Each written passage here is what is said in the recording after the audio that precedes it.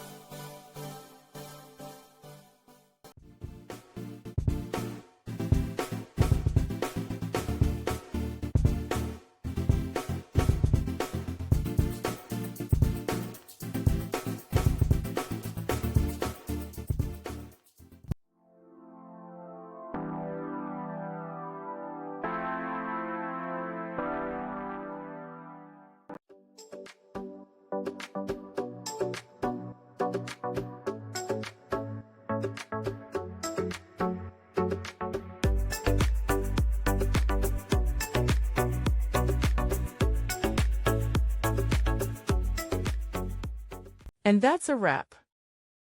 I hope you found the answer you were looking for. If you did, take a second to hit that subscribe button. It really helps out. And let me know in the comments which solution worked best for you. See you next time in the debug zone.